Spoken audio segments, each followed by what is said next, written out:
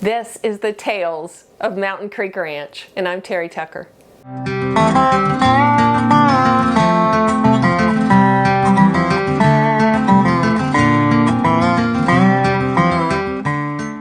Well, guess what happened? Those barn cats we talked about. This is the continual cycle of the barn cat. Look at these adorable, absolutely precious little guys.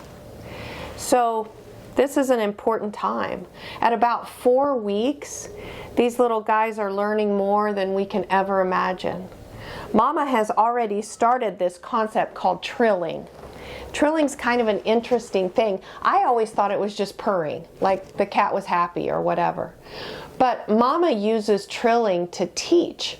It's where the soft palate of her mouth and her tongue kind of rattles against that.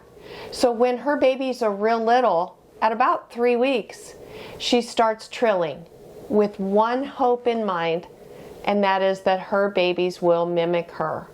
They will begin to learn to trill. Why? Because trilling is a command. It's a command that says, come, follow me. I want you over here. It's safer over here. This is where you're supposed to come. So Mama Cat does trilling. Another really cool thing that's happening right now is Mama Cat is saying, hey, this human that is sitting here is cool. This human's okay to talk to be around. And so just this behavior alone of accepting me is an important thing for her kittens to see her do. And then they say, humans aren't bad. I can trust humans. She'll do the same thing with horses here in the barn. She will teach them that it's okay, that we're all one big family and it's okay to interact together. Another really cool thing that Mom does is she teaches her kittens how to hunt.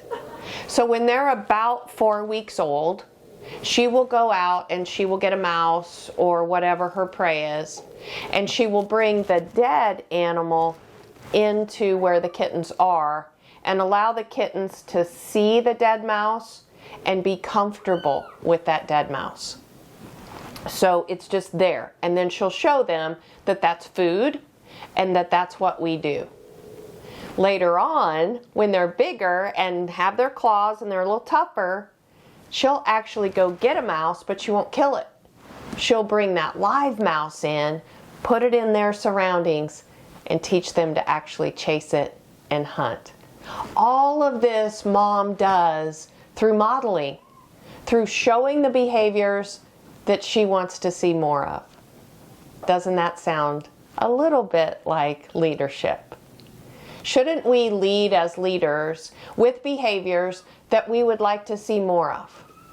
So when we want more communication, we should be more communicative.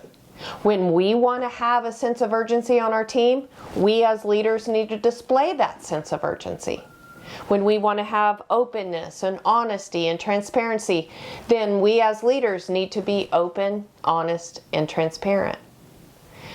If we don't want gossip on our team, if we don't want employees that throw the other employees under the bus, then guess what we can't do?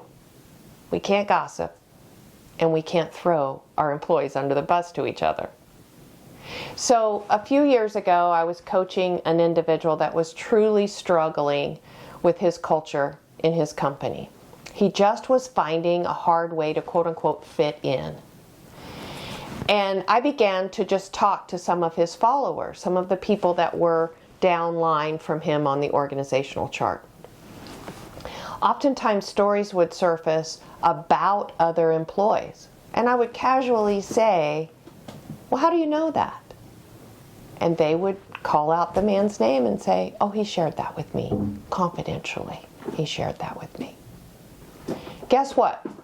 That culture was major league a gossip-centered culture. Nobody had loyalty. They weren't playing for the guy next to him. It was very much a competitive, in an unhealthy way, internal culture. Be like Mama Barn Cat. Let's model the behaviors that we would like to see more of. and we'll all grow together as a team.